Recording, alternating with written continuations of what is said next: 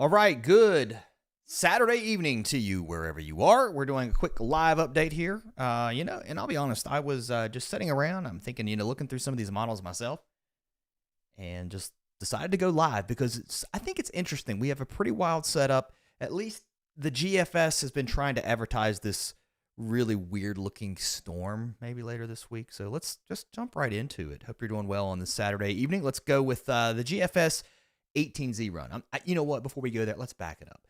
Let's take a look at the midday run because I think this is going to paint sort of that picture of that northeast snowstorm. I saw some stuff floating around on social media. Yeah, I don't know yet, but we'll widen things out. Let's start with where we are right now. Heading through Sunday, we've got this cold pocket of air still bringing some showers across the Tennessee Valley. No snow with this. Although, someone asked me in the chat, they said, what is this 540 line? I thought that was the rain-snow line. Not necessarily. That's just measuring your thickness between 1,000 millibars, that's at the surface, all the way up to about 500 millibars. So whenever that exceeds, I guess whenever it gets smaller or thinner, the thickness is less than 5,400 meters. That's a lot, right?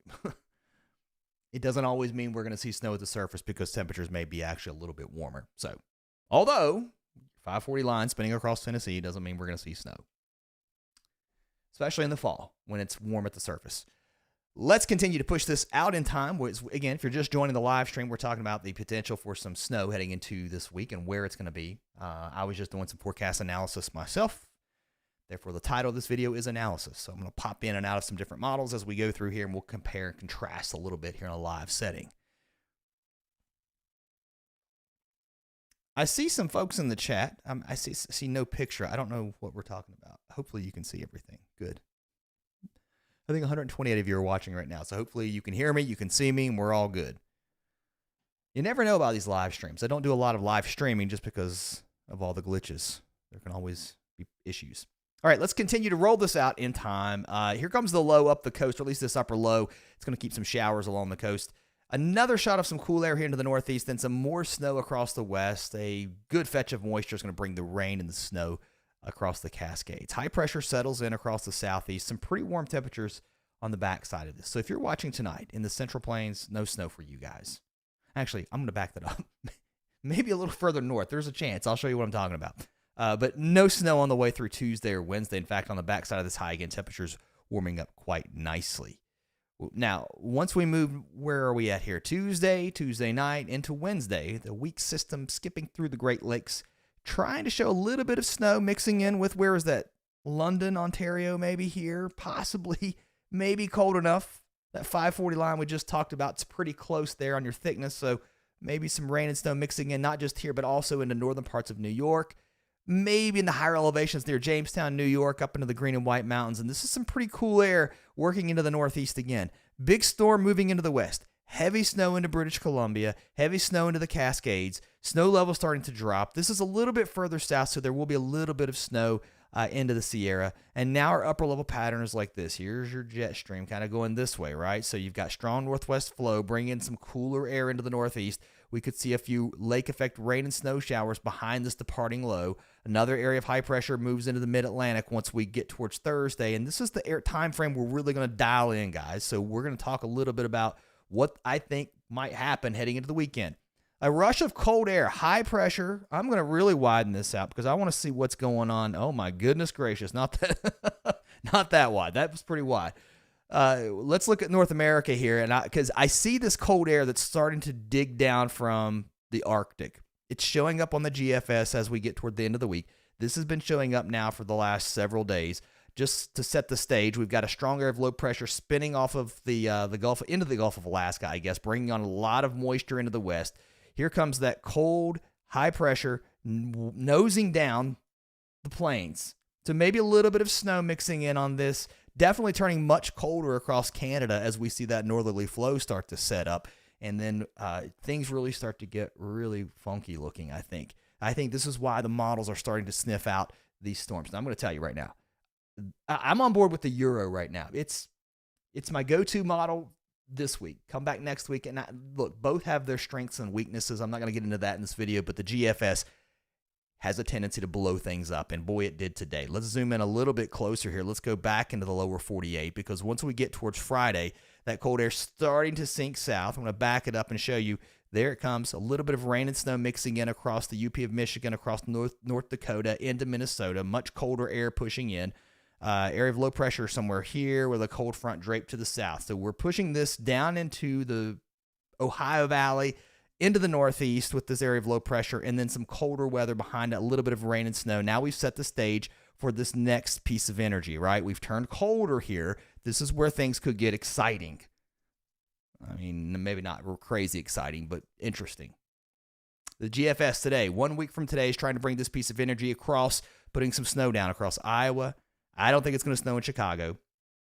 Very marginal. Notice the green right along the lake. We'll zoom in just a second, but this right here has been trying to blow up into something with this trough, surface low pressure developing, and bang, you got yourself a storm moving up the East Coast. Look at that. So this is what I'm talking about. When we're talking about live analysis, I was just looking at this going, oh, I saw this today too, guys. I saw it. And I thought, yeah, it's the GFS next Monday. Let's look at the newest run that came out this evening. How about that? Right? So this is the 18Z run, which means it came out this evening at 18Z Zulu time, 1800. So if you go back to the midday run from today, here's where it was. These are operational runs. Go back to early this morning. This would be the 6Z run. You still had a storm into the northeast. So we're definitely starting to see this show up. Let's widen this back out. We're not going to completely just let the northeast dominate, but this is an interesting look for some type of winter weather that I think we're going to be tracking this week and the next weekend. Let's see how all this pans out, I should say. And now we've got a pretty cold setup here to the northeast. It's warm across the southwest. It's dry. Colorado, by the way, struggling to get a lot of snow, right? Some ski resorts are open. They're making the snow. It's plenty cold enough, but that natural snow has been all to the north. We may bring a little bit of moisture here as we head into next week, too. We're still pretty far out on that, though, so let's wait and see how this works out. But, yeah, that could be an interesting storm here into the northeast heading into next weekend. Let's look at the newest 18Z run again. There it goes, boom, up the coast, and we're going to dive into the Euro in just a second because I want to show you there is a significant difference. And then overall, though, I think it starts to get active. It can't help but get active. You're getting really cold across Canada. Temperatures below freezing. It is so warm across the southern plains. Now you're going to start to see these mid-latitude cyclones really start to get energized as we head through November, right? That temperature difference is what drives these storms. It's what drives the weather, and there you go. So the GFS hinting at another storm, and I got to imagine there could be another one behind it. So I think it's getting ready to go, guys. It's go time. All right, let's go a little bit closer here into the east because I do want to track this storm and just kind of show you guys how much snow this thing is putting out and where, maybe a little bit closer. There comes your front. Again, this is Saturday, November 1st. We're going live here. We're looking at now November 8th, 1 week from now, and we're still not talking snow. I think we're going to be forecasting this and timing it out. We're at the very least looking at maybe next weekend that we'll start to bring this into focus a little bit more. That was the 18Z run. The 12Z run was much more powerful looking. I'm just not buying it yet. Okay, let's do this, guys. Check this out. Let's pop over to the European as promised in this same time frame. Let's go back to the 12Z. Here we go. Sorry, I'm throwing the Z's out. I'm looking at the midday run of the European. Same time frame. So it's got the energy. Well, no, let's see. Where are we at here? No, I've got the wrong parameters on. Hold on. We are clearly live. Right now we're looking at the 6-hour time precipitation. Okay, this will take us through that storm into that energy into next weekend. So it's a much different look. Let's widen this out. Just goes to show you these models aren't sniffing this out exactly. Okay, so I'm trying to track my energy where we're at. Okay, there's the midweek energy going through the northeast.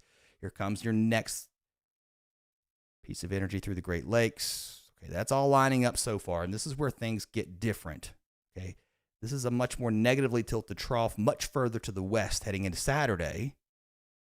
Yes, the European does look more realistic to me as well. I see your comment there, Randy. I 100% agree. But look at this, guys. I mean, it's getting amplified too, and what it does with a much stronger trough, right? So now you've got a negatively tilted trough. It's tipping back to the west. So now you're going to get surface low pressure developing on this side with a lot of good diffluence moving away in the upper level. So surface low pressure, Great Lakes cutter, boom, now you got heavy snow on the backside of this into parts of Minnesota, the Arrowhead, I think maybe, and then this moves up into Ontario, and then the barn doors open behind this. So here's the kicker about the European. I might even argue that the European is colder looking once this kicker storm, as we're going to call it, moves by, because look at this, guys. This is pulling air. Follow these isobars straight down from the Hudson Bay. So you are just spilling cold air into the east with this type of setup. Now you've turned the lake effect snow machine on, and now you're just, boom, trough in the east. The question is, can something sneak under this and blow up another system? I don't know that it does. Still pretty far out. Let's let this roll. The Europeans also hinting at, and some of the long-range models too, the long-range weeklies trying to hint that we're going to bring some more storminess into the southwest with some more precipitation.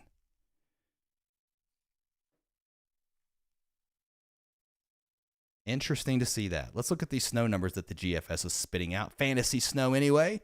This would be the midday run. Even here, it wasn't a lot because the temperatures are so marginal, I think. I think that's the issue. The 18Z run, it's going to be further north, right? And let's go back to the early morning run. Boy, that was interesting, right? Okay, yeah, I was like, what are we looking at here? Yeah, that was a much stronger storm further to the north and west. So a lot of time to go.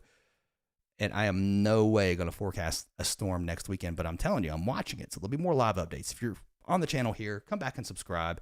We'll follow all this craziness together. And occasionally you'll get these live updates where I go on and just kind of do some analysis. Literally tonight, I'm looking at these models, some of them for the first time with you here. So, all right, what I didn't do tonight, I broke my rule. I always start with top down. But we're at the 500 millibar level here too, and we're actually looking long range, but usually I always like to forecast from the top down, look at the upper level pattern, and then we'll dig down all the way to the surface at the end. We started kind of backwards. We're going towards the top now. So your upper level pattern, this would be the European weeklies. I'm going to let this go out because this is I'm going to do the 7-day height anomaly. So this is going to kind of give you an average looking long range at the 50 different members of where it's going to turn colder. And I want to look at this because I think this tells a story that I was trying to tell at the end there, how we are turning much stormier across the west once we get past the middle of the month. And I think that does two things. First, it's going to get it much colder. I think it's going to bring more moisture into the southwest, into parts of Southern California, maybe even Central California, and into the Southern Rockies, where it's pretty dry right now. But it's also going to warm things up after this cool down in the east. So I think we start cold. We are kind of cold now. I think there's a colder break coming towards the 9th, 10th, and the 11th for a lot of the country. And then we warm back up. But look at this. Heading into the 1st of December, this is not going to be nearly as amplified because you're looking at, again, a really flatter look here on the European weeklies. But do you notice the trough axis where it's at? This would be the 1st of December. I think, and I'm still going to argue, we bounce, right? We bounce colder in the east towards the end of the month. We bounce, or I should say colder in the west. We bounce warmer in the east toward the end of the month. And then once we get into December, I think the pattern, whop, I think it flips. I think you turn cold again. This is going to be a pretty wild winter, I think. I think you're going to see this a lot. All right. So that's just a quick update. Here's your snow totals on the GFS from the 18Z run. Yeah, it was going bananas back here, but look what happened earlier today. Yeah, where was this at? Fantasy storm still. So a lot of time to go. This is the snow that looks pretty good through about Wednesday and Thursday. This streak of snow is looking more likely now here across from parts of Alberta into Saskatchewan and Manitoba as that cold air, that cold Arctic air drops to the south. So there are some big changes taking place across North America, and it continues to snow over into Siberia. We continue to get cold here. I was looking at that earlier too. And if you missed the video from earlier today, we looked at some of those temperatures across Alaska where it's just been quite cool. Another cold day across the south, cold and rainy and damp, but we do start to see these are departures from average. We start to get above average as we move toward Tuesday, and then by Wednesday, look at that. We're talking about maybe a good 10 to, in some cases, close to 15 degrees above average with these numbers into parts of Indiana, Illinois, back into Missouri. So some warmer weather on the way as we head into this week. Quick cold blast this weekend, and boom, it could be on here. And look at this. I do want to do this. I want to show the European. Let's see if it'll let me go out this far. I just want to see how cold that is. I know we're really far out, but yeah. So look, this is what I'm talking about. The European is really trying to push some cold air into the east. Talking 10, 20 degrees below average. Let's see. More to come on that. All right. That's a quick live video update tonight, guys. If you want to support the channel, hit subscribe. Thanks for watching. Hope you guys stay safe, and more to come. Yes, that easterly QBO, we talked a little bit about that too. 100%. Yes, Brian, you are exactly right. We talked about that weak easterly QBO in a video earlier this week. I'm watching that as well. And you're exactly right. We have a weak La Nina going neutral. Now you're going to start to see those type of big teleconnections maybe not have as much an impact on the weather as some of the smaller scale features. Okay. See you next time, guys. Have a good night.